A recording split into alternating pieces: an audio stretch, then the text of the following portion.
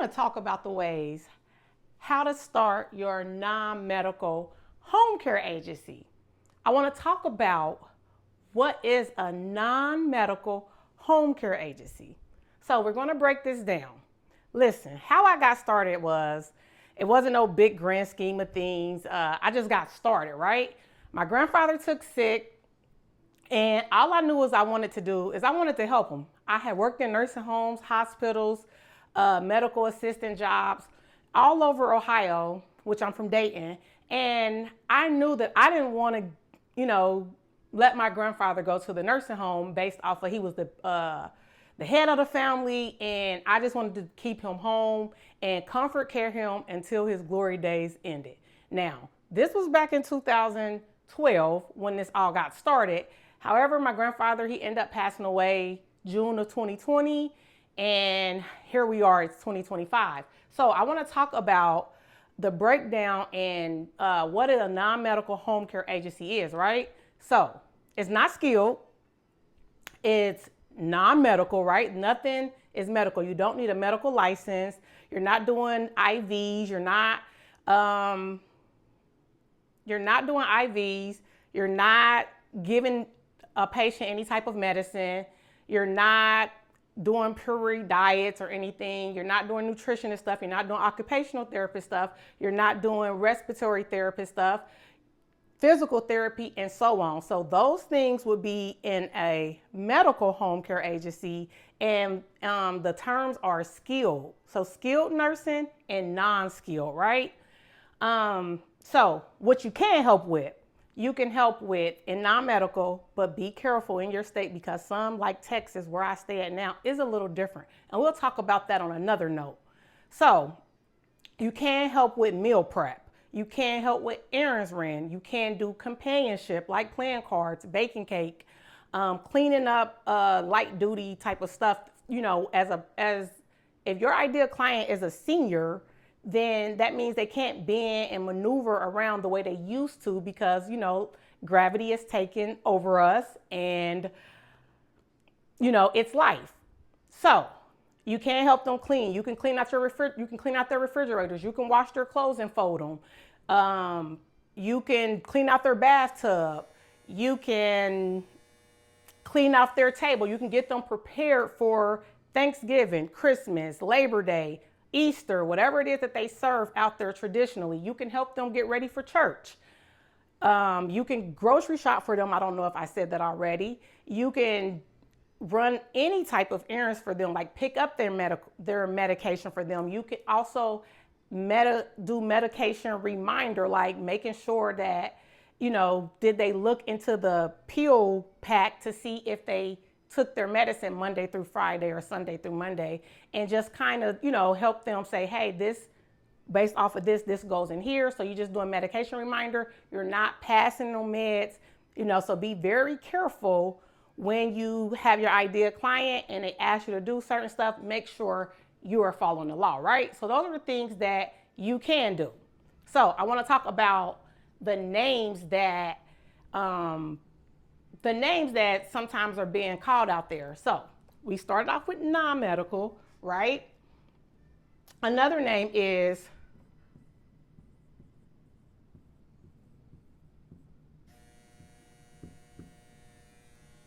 personal care.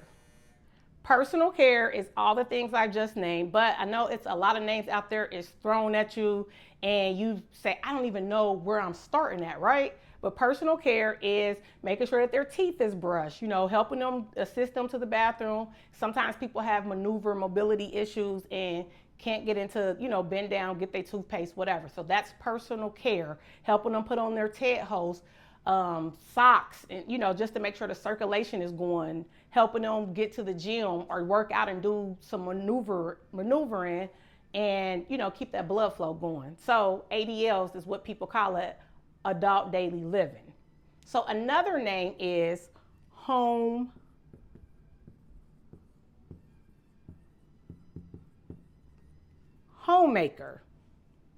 Homemaker. So I don't know how long ago, but I know when I was coming up in middle school and high school, we had home economics. That is basically what that is, right? Homemaker skills. So that is cleaning,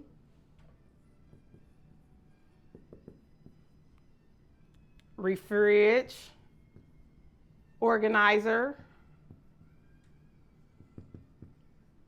sweeping the floor, mopping the floor, stuff like that.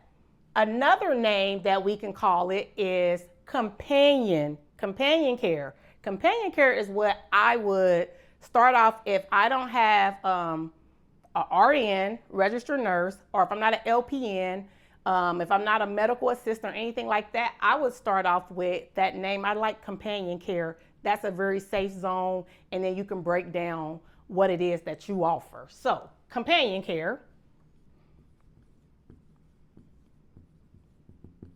That's another name that they call it.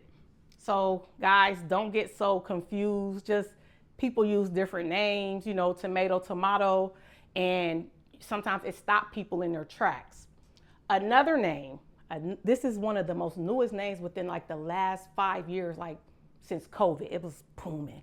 But it keeps you out of trouble, and you can offer services that's not as hands-on. I think this is the way you spell it.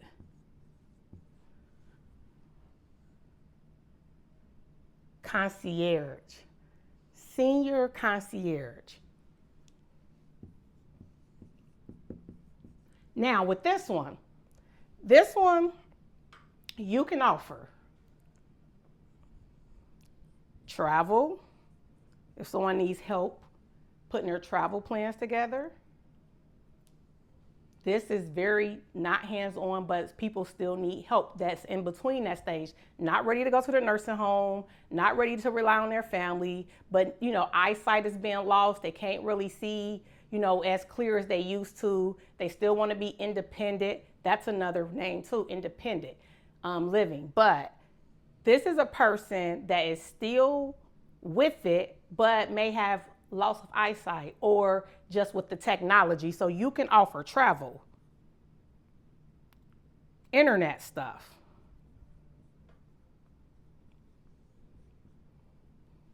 so with the internet, that means helping them create a Facebook account, an email,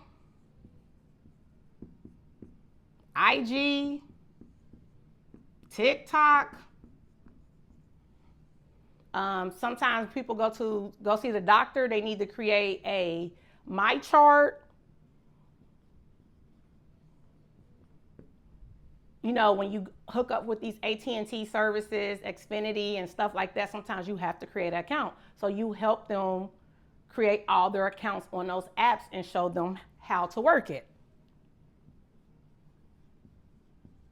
Apps and reminders, and so on. Y'all listen, Senior Concierge is very big and it's not as hands-on, and I challenge you to research everything that you can do in a Senior Concierge. So another name is in-home support and attendant care, care attendant. So in-home support.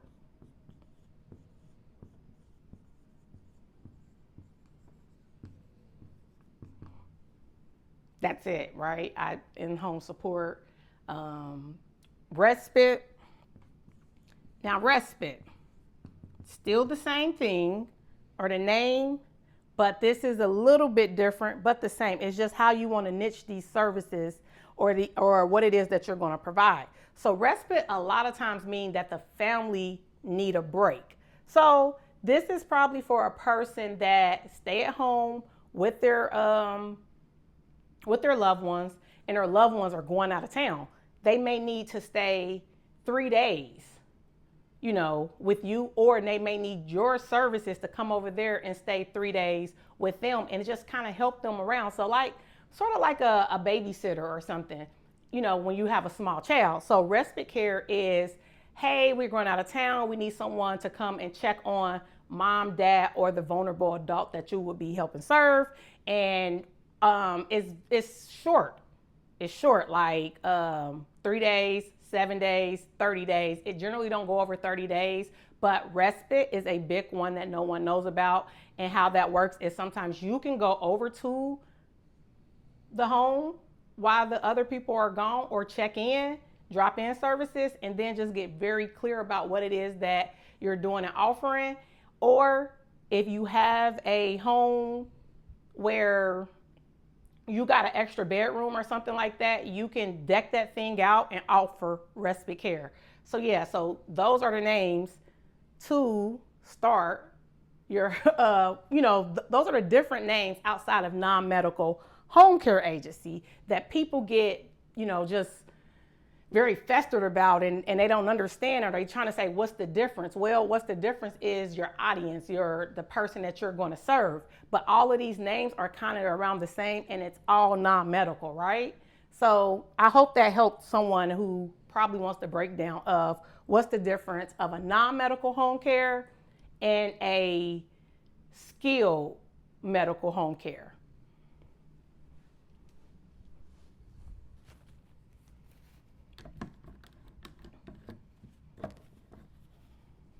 So the next one, I'm going to talk about how to get started.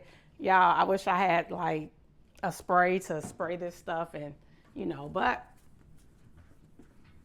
no worries, we'll get it.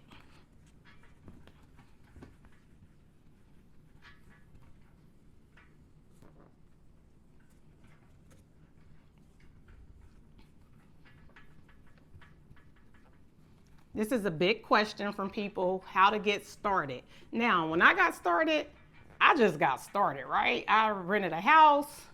Mine was actually called a ACF, Adult Care Facility, where I rented a house. I charged the clients a monthly rent, and I provided certain services for them, right? And how we got the license is, I was in Ohio at the time. We went through something called mental health and addictions, and they licensed us off our, each bed. Each bed at the time, again, this was 2013 or something like that. Each bed was $25 a bed.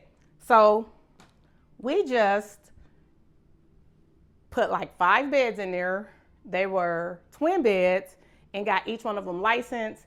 Made sure that the house was shared living, meaning it had a couch, had a table to eat at, they had a community room, they had bathrooms that they shared, and it was very clear what we did. So how to get started if you're ready to, start, and you're like, okay, this is what I want to do.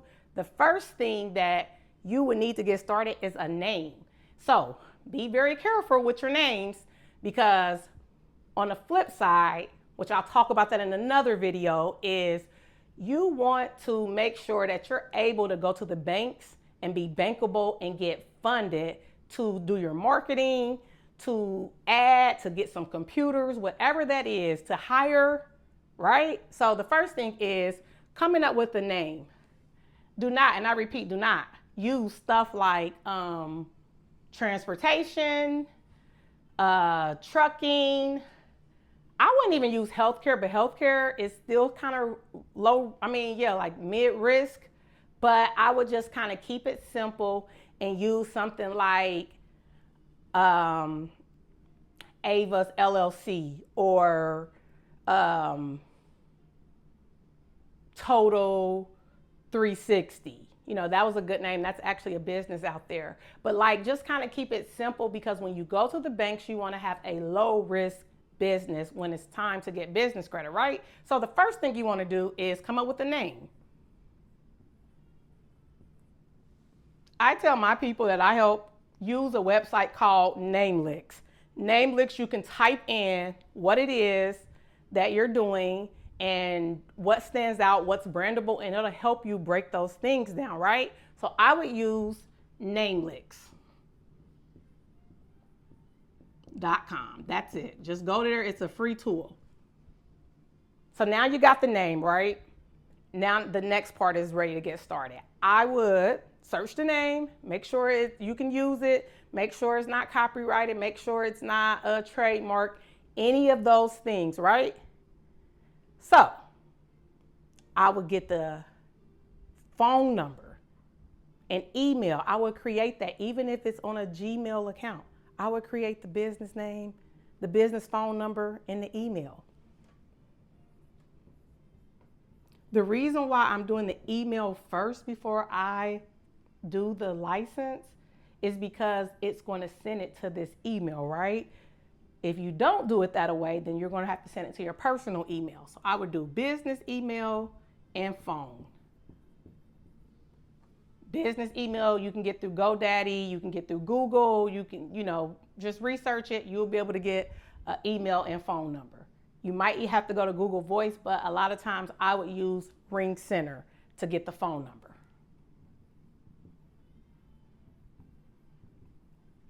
Now, if you don't and you already got the name and you're already, somewhere in there or whatever, then it's fine. So the next step is your LLC. Now I would start with an LLC until I made over $40,000 a year and switched to an S Corp. The LLC, this is a license to do business in the state that you're going to do this business in. So the LLC, you got to go to your Secretary of State. That's it. Type in whatever state you're in, Secretary of State. You're going to then go to, it's going to say sole proprietor, LLC, and all the other ones. Hit the LLC, hit the one member, or if you have a partnership, do the partnership. Secretary of State. Now, the next part is the EIN. This is your business social security number. So it's a 9-digit number, just like your social security number, and this is how they identify who your business is and what you are and how you're going to do your taxes. So go to irs.gov to get your EIN. The next thing, and you can't do these two, you cannot do this next thing until you do these two things, right? Is apply for a DUNS number. That's Dun and Bradstreet. This is free as well.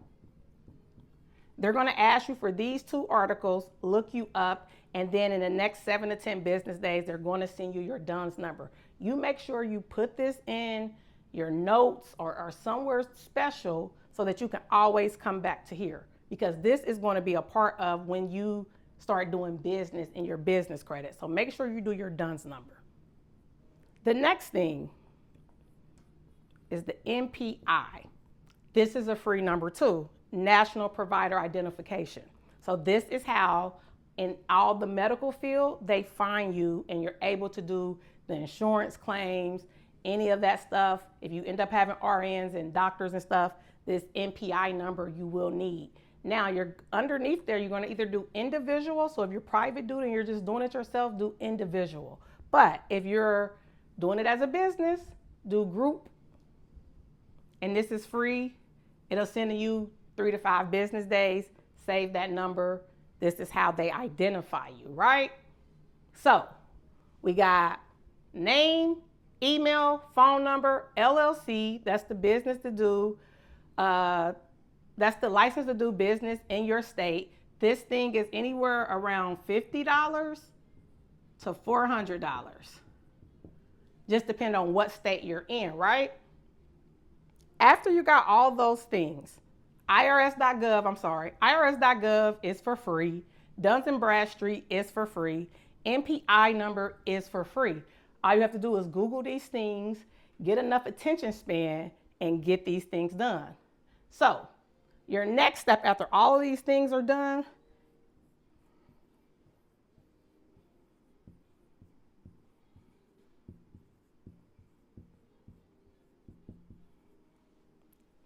get in touch with an insurance broker. Tell them what you're trying to do. Tell them you have a new business and you want to get general liability on this business. So this is to protect you, to make sure when you're going into the client's home, or if you end up getting staff going to the client's home, you want to get $1 million policy to make sure certain things are protected, right? So you want to get in touch with an insurance broker and get that policy. And it's not as expensive, even though it's $1 million policy, it's a monthly paid thing. And this is how you're going to be able to bill some of your services, right? You have to get an insurance broker so that you can get general liability. That's it. So you want to get general liability.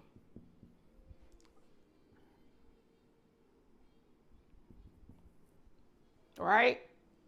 So now we went over, and for the next video, we're going to talk about Medicaid waivers and private insurances and so on. So stay tuned about the Medicaid waivers and how you're going to be able to apply in your state for the Medicaid waiver if you go outside of private pay. Private pay, you're going to need to, still hook up with some insurance people that know how to get licensed to do that. But we're going to go into what Medicare, Medicaid, private pay, personal, and so on insurances are so that you're able to bill these non-medical skills, right? These non-medical services, I'm sorry. All right, guys. I hope that this helped anyone that was kind of confused with the names, why they have so many names, and then how to get started. So you will have to get started. All of this stuff maybe take under $3,000 to get started, but there will be other costs later on down the line.